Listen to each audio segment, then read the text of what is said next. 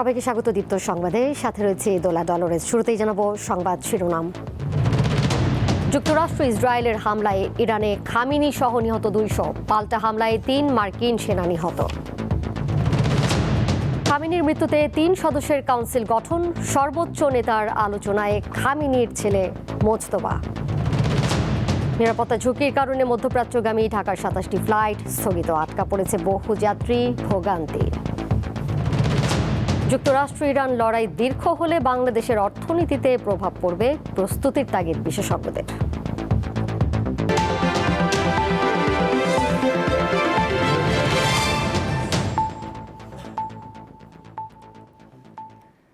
ইরানে যুক্তরাষ্ট্র এবং ইসরায়েলের যৌথ অভিযানের দ্বিতীয় দিনেও হামলা অব্যাহত রয়েছে। জবাবে মধ্যপ্রাচ্যের মার্কিন স্থাপনা ও সামরিক বাহিনী লক্ষ্য করে হামলা চালাচ্ছে তেহরান। এতে করে মধ্যপ্রাচ্যে 3 মার্কিন সেনা, 1 বাংলাদেশি সহ 3 প্রবাসী ও ইসরায়েলের 9 জন নিহত হয়েছে বলে জানা গেছে। অন্যদিকে ইরানে ইসরায়েলের হামলায় নিহতের সংখ্যা বেড়ে 201 জনে দাঁড়িয়েছে। শনিবার ভোরে ইরানে অতর্কিত যৌথ হামলা চালায় যুক্তরাষ্ট্র ও ইসরায়েল। হামলায় দেশটির সর্বোচ্চ নেতা আয়াতুল্লাহ আলী খামেনি তেহরানে নিজ কার্যালয়ে নিহত হন। একই সাথে খামেনির মেয়ে, জামাতা ও নাতনি প্রাণ হারিয়েছেন। নিহতের তালিকায় আছেন দেশটির প্রতিরক্ষা মন্ত্রী ও সেনাপ্রধান সহ 40 শীর্ষ কর্মকর্তা। খামেনির মৃত্যুর খবর জানিয়ে ইরান 40 দিনের রাষ্ট্রীয় শোক এবং 7 দিনের সরকারি ছুটি ঘোষণা করেছে। খামেনি নিহত হওয়ায় দেশটিতে শোকের ছায়া নেমে এসেছে। প্রতিশোধের ঘোষণা জানিয়েছে ইসলামী বিপ্লবী গার্ড বাহিনী। খামেনির মৃত্যুতে সংবিধান অনুযায়ী আইনবিদ আলী রেজা, প্রেসিডেন্ট পেজেশকিয়ান ও সুপ্রিম কোর্টের প্রধান বিচারপতি গোলাম হোসেইনকে নিয়ে একটি লিডারশিপ কাউন্সিল গঠন করেছে ইরান। নতুন সর্বোচ্চ নেতা নির্বাচিত হওয়ার আগ পর্যন্ত এই কাউন্সিল সে পদের দায়িত্ব পালন করবে। এদিকে ইরানে যুক্তরাষ্ট্র এবং ইসরায়েলের যৌথ হামলার দ্বিতীয় দিনেও রাজধানী তেহরানের বিভিন্ন এলাকায় ক্ষেপণাস্ত্র ও বিমান হামলা হয়েছে। তেহরানের বিভিন্ন এলাকা, বিশেষ করে সাইয়েদ খানদান, কাসর চত্বর, ভানাক স্কয়ার এবং মোতাহারি স্ট্রিট এলাকার আশেপাশে ভয়াবহ বিস্ফোরণের শব্দও পাওয়া গেছে। শনিবার যৌথ অভিযানে ইরানে 1200টির বেশি বোমা হামলা করা হয়েছে। এই হামলা অব্যাহত রাখার ঘোষণা দিয়েছেন যুক্তরাষ্ট্রের প্রেসিডেন্ট ডোনাল্ড ট্রাম্প। দেশ জুড়ে ভয়াবহ হামলা ও সর্বোচ্চ নেতা আয়াতুল্লাহ আলী খামেনিকে হত্যার জবাবে সংযুক্ত আরব আমিরাতের দুবাই, কাতার, সৌদি আরব ও ইসরায়েলের তেল আবিবে যুক্তরাষ্ট্রের সামরিক ঘাঁটিতে হামলা অব্যাহত রেখেছে ইরান। তেল আবিবে একাধিক বিস্ফোরণের খবর পাওয়া গেছে। ইসরায়েল ও যুক্তরাষ্ট্রের যৌথ হামলার কারণে ইরানের বেশিরভাগ প্রদেশ ব্যাপক ক্ষয়ক্ষতির শিকার হয়েছে। দক্ষিণাঞ্চলের একটি স্কুলে 1.5 শতাধিক শিক্ষার্থী প্রাণ হারিয়েছে। ইশরাত ছুমা, দীপ্ত বার্তা কক্ষ। বিপ্লবী থেকে সর্বোচ্চ নেতা হয়ে যাওয়া এক শাসকের নাম আয়াতুল্লাহ আলী খামেনি। রাজনীতিতে যার হাতে খড়ি হয়েছিল ইরানের ইসলামী বিপ্লবের স্থপতি আয়াতুল্লাহ রুহুল্লাহ খোমেনির হাত ধরে। 37 বছর ছিলেন দেশটির সর্বোচ্চ নেতা। আলী খামেনির শাসনামলে বিশ্বের অন্যতম শক্তিতে পরিণত হয় ইরান।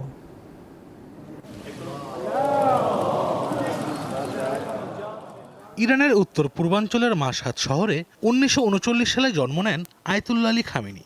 তার বাবা ছিলেন একজন আলেম ও জাতিগতভাবে আজেরি। প্রথাগত উচ্চশিক্ষা শেষ না করে খামেনি ধর্মতাত্ত্বিক শিক্ষায় মনোনিবেশ করেন। মাত্র 4 বছর বয়সে শুরু করেন কোরআন শিক্ষা। কমে অবস্থানকালে ঘনিষ্ঠ হন ইরানের ইসলামী বিপ্লবের নেতা আয়াতুল্লাহ রুহুল্লাহ খোমেনির সাথে। 1962 সালে খোমেনির নেতৃত্বে যোগ দেন সরকার বিরোধী আন্দোলনে। 1953 সালের অভ্যুত্থানে প্রধানমন্ত্রী মোহাম্মদ মোসাদ্দেক ক্ষমতাচ্যুত হওয়ার পর শাহের শাসন দৃঢ় হয়। সে সময় রাজনৈতিক কর্মী হিসাবে খামেনি একাধিকবার গ্রেপ্তার ও নির্বাসিত হন। 1978 সালের গণ আন্দোলনে সক্রিয় অংশগ্রহণের মধ্য দিয়ে পাহলভি শাসনের পতনে ভূমিকা রাখেন তিনি।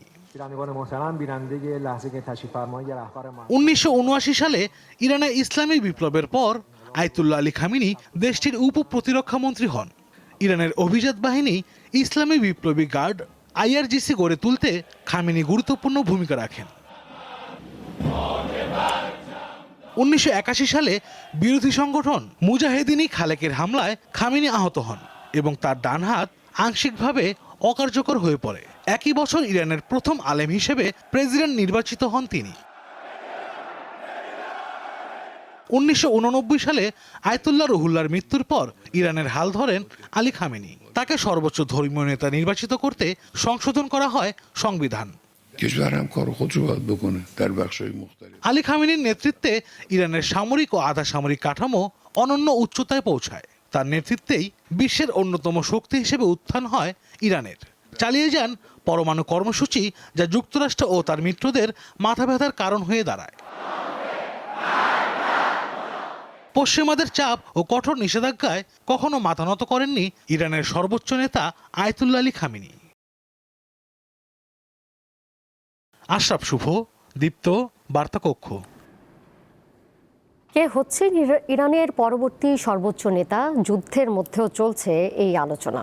এর মধ্যে আছেন আয়াতুল্লাহ আলী খামেনির দ্বিতীয় ছেলে মোজতবা খামেনি ও অ্যাসেম্বলি অফ এক্সপার্টসের deputy chairman Ali Reza Arafi.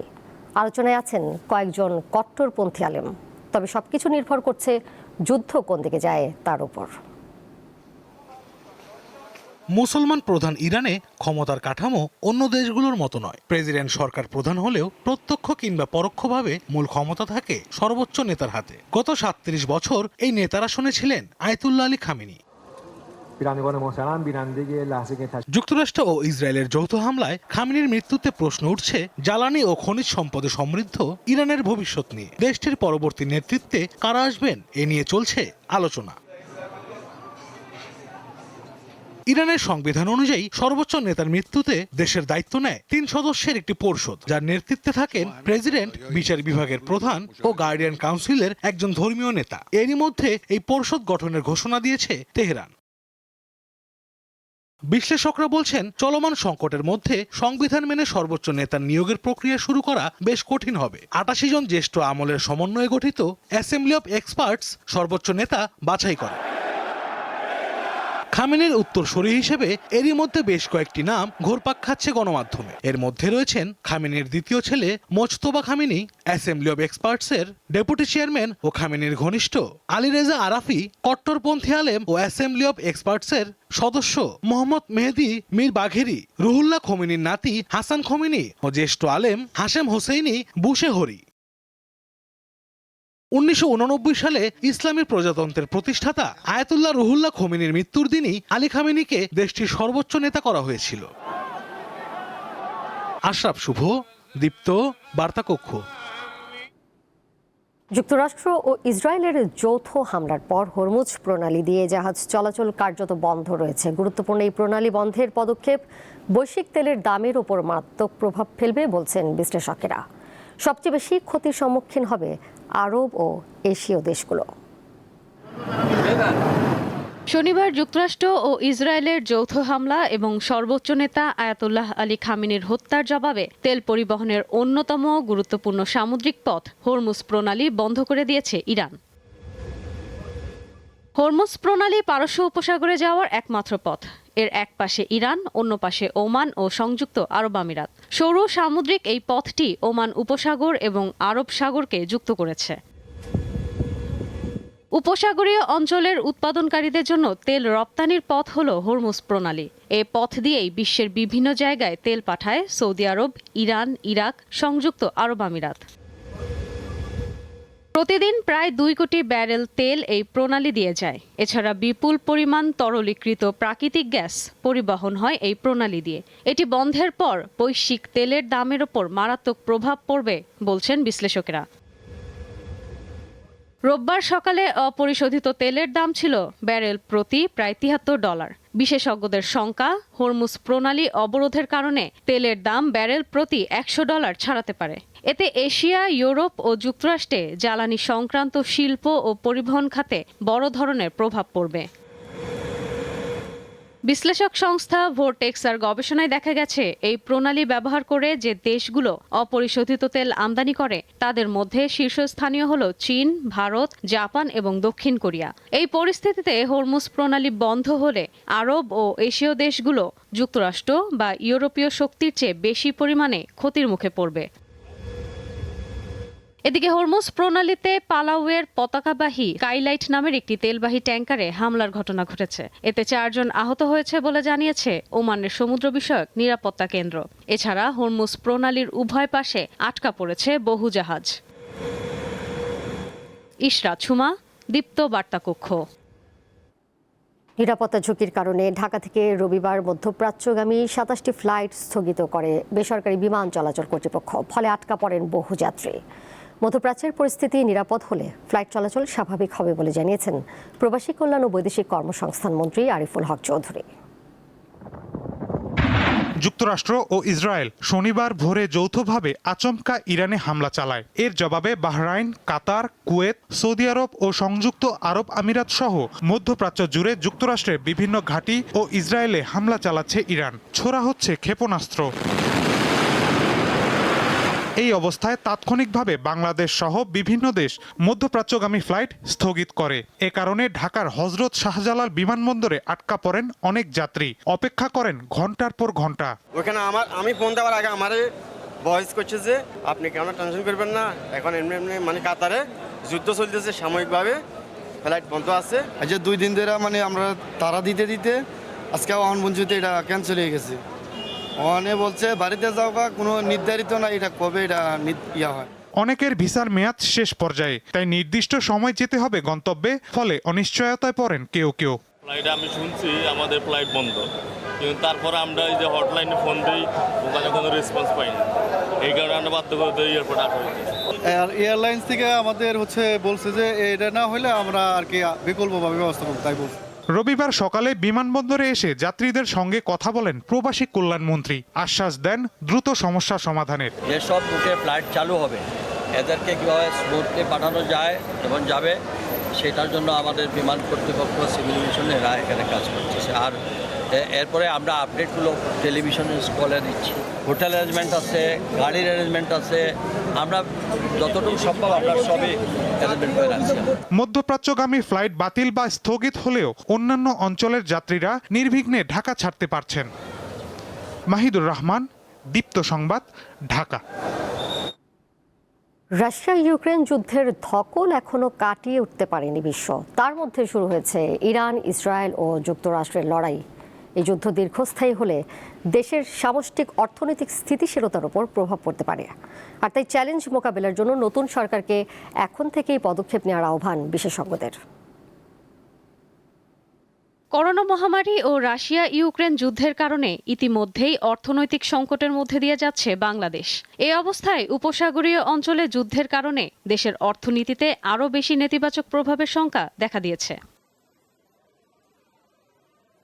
অর্থনীতিবিদরা বলছেন, ইরান ও ইসরায়েলের সাথে বাংলাদেশের সরাসরি অর্থনৈতিক সম্পর্ক খুব বেশি নেই। তবে এই যুদ্ধ দীর্ঘস্থায়ী হলে দেশের সামষ্টিক অর্থনৈতিক স্থিতিশীলতার উপর প্রভাব পড়তে পারে। বাংলাদেশের জ্বালানি উপকরণের প্রায় ৮০% আমদানি হয় হরমুজ প্রণালী দিয়ে। এটি বন্ধ বা সীমিত হলে দেশে জ্বালানি আমদানি ব্যয় কয়েক গুণ বেড়ে যাবে। এমনকি ব্যাপক জ্বালানি সংকট দেখা দিতে পারে। মধ্যপ্রাচ্যের দেশগুলোই বাংলাদেশের প্রধান শ্রমবাজার। সুতরাং দীর্ঘমেয়াদী যুদ্ধ পরিস্থিতি সেখানে শ্রমবাজারে সংকট তৈরির পাশাপাশি নতুন শ্রমিক নিয়োগে অনাগ্রহ সৃষ্টি করতে পারে বলে জানিয়েছেন বিশেষজ্ঞরা। জ্বালানি তেলের দাম বাড়লে পণ্যের দামও বাড়ে, জাহাজের খরচ বেড়ে যায়, ইন্স্যুরেন্স খরচ বেড়ে যায়, জাহাজগুলো ওইদিকে যেতে চায় না। ফলে অনেকগুলো প্রতিক্রিয়া ঘটবে অর্থনীতিতে নেতিবাচক।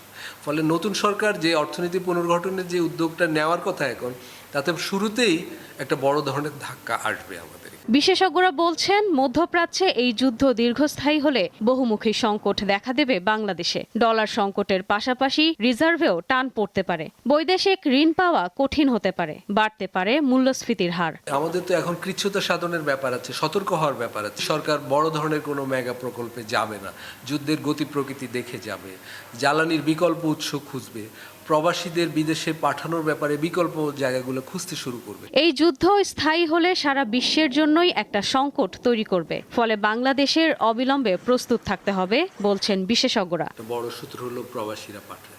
ইশরাত সুমা, দীপ্ত বার্তা কক্ষ। বাহরাইন, ইরাক, জর্ডান, কুয়েত, কাতার, সৌদি আরব এবং সংযুক্ত আরব আমিরাত সহ ওই অঞ্চলের কিছু দেশের সার্বভৌমত্ব লঙ্ঘনের নিন্দা জানিয়েছে বাংলাদেশ। রবিবার পররাষ্ট্র মন্ত্রণালয় এক সংবাদ বিজ্ঞপ্তিতে এই নিন্দা জানায়। এতে বলা হয়েছে, ইরানে হামলার পরিপ্রেক্ষিতে দেশটিতে বসবাসরত বাংলাদেশি নাগরিকদের নিরাপত্তা নিয়ে বাংলাদেশ গভীরভাবে উদ্বিগ্ন। এই ধরনের শত্রুতা অব্যাহত থাকলে তা শুধুমাত্র আঞ্চলিক শান্তি, স্থিতিশীলতা এবং বেসামরিক জনগণের কল্যাণ বিপন্ন করবে। সংশ্লিষ্ট সব পক্ষকে সর্বোচ্চ সংযম প্রদর্শন এবং মতবিরোধ নিরসনে কূটনৈতিক আলোচনার আহ্বান জানায় বাংলাদেশ। বিজ্ঞপ্তিতে আরও বলা হয়, বাংলাদেশ আশা করছে দ্রুততম সময়ে শান্তি বিরাজ করবে এবং এই অঞ্চল জুড়ে শান্তি, নিরাপত্তা ও স্থিতিশীলতা শিগগিরই পুনরুদ্ধার হবে। প্রধানমন্ত্রীর পররাষ্ট্র বিষয়ক উপদেষ্টা নিরাপত্তা এবং প্রয়োজনীয় সহায়তা নিশ্চিত করার বিষয়ে প্রধানমন্ত্রীর সঙ্গে কথা হয়েছে তার। এই সমস্যা ডিপ্লোমেসির মাধ্যমে আমরা আহ্বান জানাচ্ছি। ইন্টারন্যাশনাল কমিউনিটির মধ্যে আমরা একটা অংশীদার হিসাবে বাংলাদেশ একটা গুরুত্বপূর্ণ দেশ এখন জিওপলিটিক্যালি, এবং আমাদের অনেক লোকজন মধ্যপ্রাচ্যে কর্মস্থলগুলো তাদের অনেক কর্মসংস্থান আছে। এখানে মেইনলি হচ্ছে আমাদের সিটিজেনদের সিকিউরিটি প্রাধান্য দেওয়া এবং তাদেরকে সহায়তা করা যাতে তারা কোনো ডিস্ট্রেস ফেস না করে, এবং যারা আমাদের স্ট্যান্ডার্ড প্যাসেঞ্জার আছে এখানে আমরা সহায়তা দিচ্ছি। এবারে আরএফএল ওয়ার্ড্রোব ঈদ বাজার।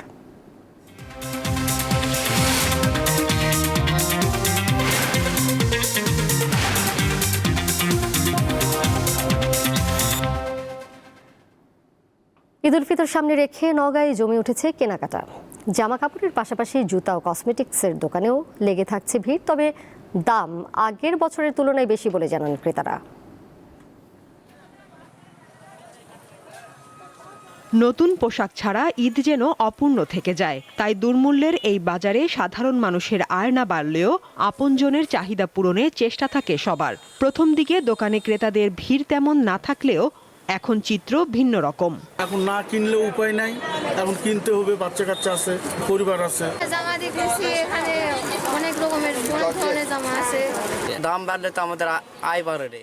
জামা কাপড় থেকে শুরু করে জুতা, কসমেটিক্স ও অন্যান্য পণ্যের চাহিদা বাড়তি বলে জানান ক্রেতারা। মেয়েদের লেহেঙ্গা, গাউন, ছোটদের সুতির তৈরি পোশাক ও বড়দের পাঞ্জাবির চাহিদা বেশি। লেহেঙ্গা গ্রাউন্ডটা বেশি যাচ্ছে, আজকে থেকে মোটামুটি ভালো বিক্রি শুরু হয়েছে। মানে বাচ্চাদের কসমেটিক, বিভিন্ন খেলার আইটেম এগুলো বিক্রি হইতেছে। এবার ঈদে আপনার জর্জেট কাপড়ের পাশাপাশি সুতি কাপড়গুলোর চাহিদা বেশি, তবে পাকিস্তানের থ্রি পিসগুলোর চাহিদা সবচেয়ে বেশি। ঈদের কেনাকাটা নির্বিঘ্ন করার পাশাপাশি ব্যবসায়ীদের নিরাপত্তা নিশ্চিতে সতর্ক রয়েছে আইন শৃঙ্খলা রক্ষাকারী বাহিনী। আমরা মার্কেট কেন্দ্রিক 3 স্তরের নিরাপত্তা ব্যবস্থা গ্রহণ করছি। একটা হচ্ছে যে বড় বড় যে মার্কেটগুলো, সেখানে আমাদের ফিক্সড ফোর্স থাকছে এবং এর বাইরে আমাদের মোবাইল পার্টিগুলো শহরে প্রদক্ষিণ করছে। গত বছরের তুলনায় এবার বেচাকেনা বেশি হবে বলে প্রত্যাশা নওগাঁর ব্যবসায়ীদের। সাদিয়া চৌধুরী, দীপ্ত, বার্তাকক্ষ। রমজানের পর স্থানীয় সরকার নির্বাচন অনুষ্ঠিত হবে বলে মনে করেন নির্বাচন কমিশনার আব্দুর রহমান এল মাসুদ। রবিবার নির্বাচন কমিশন বিটে কর্মরত সাংবাদিকদের সংগঠন reporters for election and democracy RFEDর কার্যনির্বাহী কমিটির নির্বাচন উপলক্ষে নির্বাচন ভবনের মিডিয়া সেন্টারে আয়োজিত অনুষ্ঠানে তিনি এই কথা জানান। ইসি কমিশনার বলেন, নির্বাচন কমিশনের কোনো অবসর নেই। সংসদ নির্বাচন ও রাষ্ট্রপতি নির্বাচন ছাড়াও অনেক স্থানীয় নির্বাচন আছে, তা আয়োজন করতে হয়। সারা বছর ধরে ধাপে ধাপে এসব নির্বাচন অনুষ্ঠিত হবে।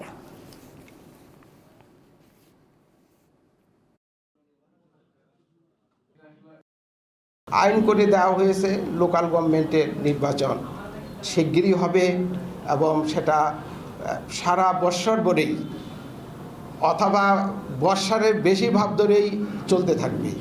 শিগগিরই আমি আশা করতেছি যে সিটি কর্পোরেশনের নির্বাচন হবে। পরপর তার আগে আমাদের উপনির্বাচন যে কয়টা আপনারা জেনেছেন, সে নির্বাচনগুলো শিগগিরই ডেট তফসিল ঘোষণা করা হয়েছে। শিগগিরই নির্বাচন সেখানে অনুষ্ঠিত হবে। বর্তমান সরকার দায়িত্ব গ্রহণের পর 13 দিনে আইন শৃঙ্খলা পরিস্থিতির দৃশ্যমান উন্নতি হয়েছে বলে জানিয়েছেন স্বরাষ্ট্রমন্ত্রী সালাউদ্দিন আহমদ। রবিবার দুপুরে স্বরাষ্ট্র মন্ত্রণালয়ে সাংবাদিকদের তিনি এই কথা জানান। সবার নজরে এবং কোনো দপ্তরের একটা গুরুত্বপূর্ণ স্থাপনায় এখন আইন শৃঙ্খলা পরিস্থিতি উন্নয়নের চেষ্টা করছে, আগের তুলনায় অনেক ভালো। একটা রাজনৈতিক সরকার প্রতিষ্ঠিত হলে স্থিতিশীলতা আসে, মানুষের মনে একটা শান্তি আসে এবং নিশ্চয়তা আসে। তো সেই জন্য এই আবহাওয়ার কারণেই আইন শৃঙ্খলা পরিস্থিতি আগের চাইতে অনেক ভালো। জাটকা সংরক্ষণ ও উৎপাদন বাড়াতে 2 মাসের জন্য চাঁদপুরের পদ্মা মেঘনা সহ 6টি নদী অঞ্চলে সব ধরনের মাছ ধরা বন্ধ করেছে সরকার। আগামী 30 এপ্রিল পর্যন্ত নিষেধাজ্ঞা বলবৎ থাকবে। ইলিশের অভয়াশ্রম রক্ষায় মেঘনা ও তেঁতুলিয়া নদীতে মাছ ধরা নিষিদ্ধ করেছে সরকার। ভোলার ভেদুরিয়া থেকে চর রুস্তম 100 কিলোমিটার এবং ইলশা থেকে চর পিয়াল পর্যন্ত 90 কিলোমিটার নদীতে মাছ ধরা বন্ধ। এতে জেলার 7টি উপজেলার 2 লক্ষাধিক জেলের বিকল্প কর্মসংস্থান না থাকায় বিপাকে পড়ছেন তারা। অভিযান শুরু, আমরা বাক্সা টাক্সা দুয়া অলরেডি শেষ করে লাইছি। জেলেরা নদীতে যাইতে পারবে না 2 মাসের জন্য।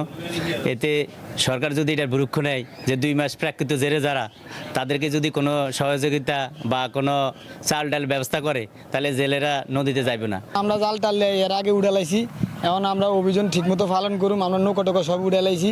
এখন মনে করেন এই 2 মাস আমরা গাঙে যাবো না। 2 মাস সরকার অভিযান দিয়েছে, 2 মাস সরকার অভিযান আমরা পালন করুম। এখন যদি আমরা মনে করেন সরকারি কিছু অনুদান পাই, আমরা খাইতে পারুম, হয়তো আমরা কিস্তি ঠিকমতো দিতে পারুম, নইলে আমরা কিভাবে দিব। জেলেরা জানান মাছ ধরা নিষেধাজ্ঞার সময় সরকারের বরাদ্দ প্রণোদনার ভিজিএফ চাল সঠিক সময়ে বিতরণ না করায় ভোগান্তিতে পড়তে হয় তাদের। এছাড়া প্রকৃত অনেক জেলে সরকারের সুবিধা থেকে বঞ্চিত হয় বলে অভিযোগ করেন তারা। সরকারের অভিযান দিছে, আমাদের অভিযান দিছে, আমরা তো সরকারের অভিযান মানি। এই যে সরকারের যে অভিযানে চাইলপাত দেয়, এটি আমরা পাই না। অটো রিক্সাওয়ালারা, দোকানদারেরা, ভালো ভালো মানুষে পায়, আমরা পাই না। অপরদিকে লক্ষ্মীপুরেও সব রকমের ইলিশ সংরক্ষণ, আহরণ, পরিবহন, বাজারজাতকরণ ও মজুতকরণ নিষিদ্ধ রয়েছে। মৎস্য বিভাগ জানিয়েছেন নিষেধাজ্ঞার এই সময়ে নিবন্ধিত 1,68,000 জেলের মধ্যে 90,213 জন জেলেকে প্রতি মাসে 40 কেজি চাল দেওয়া হবে। এছাড়া 13,600 জেলেকে ইলিশ সম্পদ উন্নয়ন প্রকল্পের মাধ্যমে বিশেষ খাদ্য সহায়তা দেওয়ার কথা জানান এই কর্মকর্তা। সরকার এই কার্যক্রমকে সফল করার জন্য ইতিমধ্যে জেলেদের জন্য ইলিশ সম্পদ উন্নয়ন ব্যবস্থাপনা প্রকল্পের আওতায় এই প্রথম পাইলট আকারে এই ভোলা জেলায় একেবারে অসহায় এবং দরিদ্র 13,600 জেলেকে বিশেষ খাদ্য সহায়তা দিবে। পাশাপাশি মৎস্য অধিদপ্তরের আরেকটা কার্যক্রম আছে, সেই কার্যক্রম হলো ইলিশ সংরক্ষণ, জাটকা সংরক্ষণ কার্যক্রম। সেই কার্যক্রমের আওতায় ফেব্রুয়ারি থেকে মে পর্যন্ত 4 মাসব্যাপী প্রত্যেক মাসে 40 কেজি হারে চাল পাবে। নিবন্ধিতদের পাশাপাশি অনিবন্ধিত জেলেদেরও সহায়তার দাবি জানান মৎস্যজীবীরা। সঞ্জিদা স্নিগ্ধা, দীপ্ত, বার্তা কক্ষ। এবারে অমর একুশে বইমেলা প্রসঙ্গ।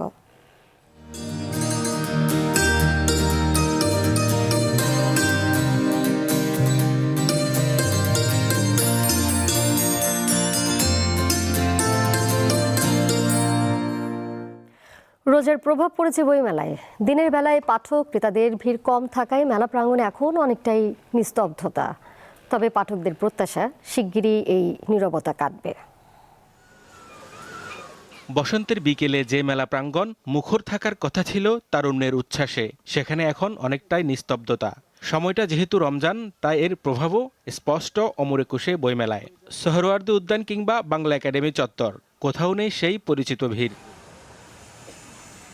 প্রতি বছর মেলা শুরু হয় 1 ফেব্রুয়ারি, তবে এবার নানা সমীকরণে সময় বদলেছে। স্টলে স্টলে থরে থরে সাজানো নতুন বই, কিন্তু পাঠকের চেয়ে যেন বিক্রয়কর্মীদের সংখ্যাই বেশি। সন্ধ্যার পর মেলা প্রাঙ্গণে কিছুটা প্রাণ এলেও তা উৎসবে রূপ নিতে পারছে না। গত শুক্রবার এবং গতকালকে শনিবার যে ধরনের চাপ আশা করেছিলাম, সেই ধরনের কিন্তু পাঠকের চাপ মেলাতে ছিল না। সরকার যদি ঈদের পরেও আরও 15 দিন এই মেলাটাকে দীর্ঘায়িত করে দেয়, তাহলে হয়তো তারা তাদের লস কিছুটা কাভার দিতে পারে। 3 দিন তো, প্রথম দিন তো উদ্বোধনী দিন গেছে, কালকে সন্ধ্যার পরে ভালো বিক্রি হয়েছে, তার আগের দিনও সন্ধ্যার পরে, আজকে ওই সন্ধ্যারই অপেক্ষায় ছিলাম। রমজানের জন্য একটু সমস্যা হচ্ছে দিনের বেলায়, কিন্তু ইফতারের পরে আলহামদুলিল্লাহ ভালোই বই বিক্রি হচ্ছে। তবে নিরাপত্তা সহ সার্বিক পরিবেশ নিয়ে সন্তুষ্ট বইপ্রেমীরা। এবার আগের মতো জাঁকজমকপূর্ণ না হলেও শান্ত পরিবেশে মনে হচ্ছে যে নিরিবিলি একটা অবস্থা, বই কিনতে সুবিধা হবে। যেহেতু রোজার মাসে মেলাটা শুরু হয়েছে, গতবারের তুলনায় এবার খুব কম ভিড় আর কি। রোজার মাস বিধায় সেই উৎসবটা একটু হলেও কম মনে হচ্ছে। গ্রন্থানুরাগীদের আশা দিন গড়ানোর সাথে সাথে মেলা ফিরে পাবে তার চিরচেনা চেহারা। হেদায়েতুল্লাহ সীমান্ত, দীপ্ত সংবাদ, ঢাকা। ইরানে হামলা বন্ধ না করলে যুক্তরাষ্ট্র ও ইসরায়েলের পণ্য বর্জনের হুঁশিয়ারি দিয়েছে বাংলাদেশ জামায়াতে ইসলামী। রবিবার বায়তুল মোকাররমের উত্তর গেটে আয়োজিত বিক্ষোভ সমাবেশে এই হুঁশিয়ারি দেওয়া হয়।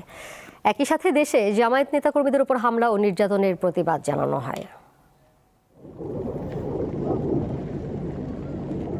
গত 2 দিন ধরে ইরানে চলছে মিত্র যুক্তরাষ্ট্র ও ইসরায়েলের একের পর এক হামলা। এতে প্রাণ হারিয়েছেন ইরানের সর্বোচ্চ ধর্মীয় নেতা আয়াতুল্লাহ খামেনি সহ অনেকে।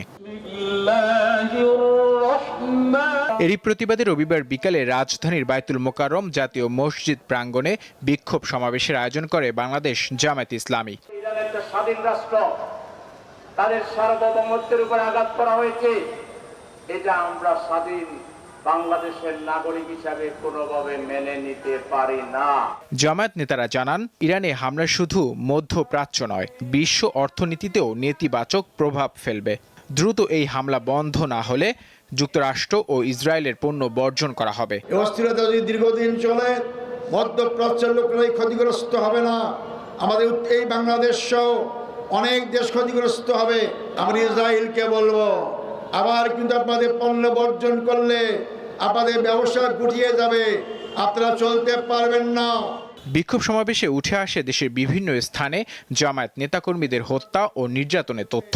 জামায়াত নেতারা বলেন, এই হামলা নির্যাতন বন্ধ না হলে অতীতের মতো বর্তমান সরকারকেও চরম মূল্য দিতে হবে। সরকার ক্ষমতা আসার সাথে সাথে অতীতের সরকারের মতো হত্যাকাণ্ড শুরু করে দিয়েছে। বিশেষ করে জামায়াত ইসলামীর নেতা কর্মীদের উপর আক্রমণ করা হচ্ছে।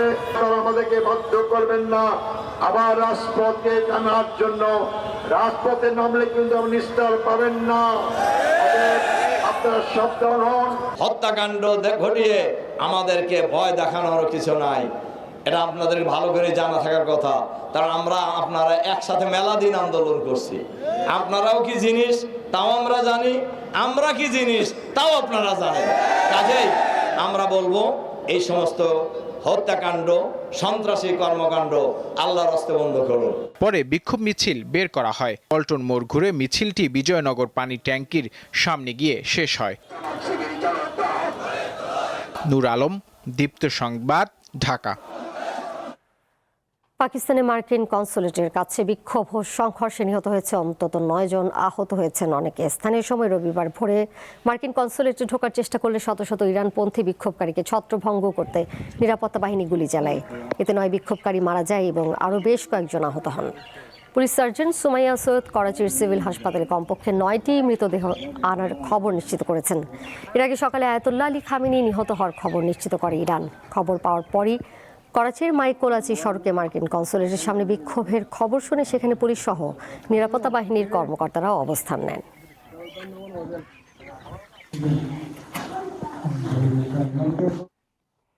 খেলার খবর। অস্ট্রেলিয়ায় শুরু হয়েছে নারী এশিয়ান কাপ ফুটবল। রবিবার ম্যাচে ফিলিপাইনে 1-0 গোলে হারিয়েছে অস্ট্রেলিয়া। এদিকে সিডনির ওয়েস্টার্ন স্টেডিয়ামে মঙ্গলবার ঐতিহাসিক এক ম্যাচে মাঠে নামবে বাংলাদেশ নারী ফুটবল দল। এশিয়ান কাপের চূড়ান্ত পর্বে এটি বাংলাদেশের প্রথম ম্যাচ। 9 বারের এশিয়ান কাপ চ্যাম্পিয়ন চীনের মুখোমুখি হওয়ার আগে সিডনির জুবিলি স্টেডিয়ামে রবিবার সকালে নিবিড় অনুশীলন করেন মারিয়া মনিকারা। এই মঞ্চে ভালো কিছু করতে পারলে বাংলাদেশের মেয়েদের সামনে বিশ্ব ফুটবলের দরজা খুলে যাবে বলে মনে করেন দলের গোলকিপার কোচ মাসুদ আহমেদ।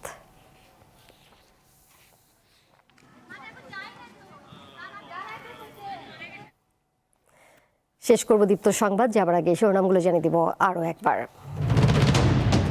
যুক্তরাষ্ট্র ইসরায়েলের হামলায় ইরানে খামেনি সহ নিহত 200, পাল্টা হামলায় 3 মার্কিন সেনা নিহত। খামেনির মৃত্যুতে 3 সদস্যের কাউন্সিল গঠন, সর্বোচ্চ নেতার আলোচনায় খামেনির ছেলে মোজতবা। নিরাপত্তা ঝুঁকির কারণে মধ্যপ্রাচ্যগামী ঢাকার 27টি ফ্লাইট স্থগিত, আটকা পড়েছে বহুযাত্রী, ভোগান্তি। যুক্তরাষ্ট্র ইরান লড়াই দীর্ঘ হলে বাংলাদেশের অর্থনীতিতে প্রভাব পড়বে, প্রস্তুতির তাগিদ বিশেষজ্ঞদের।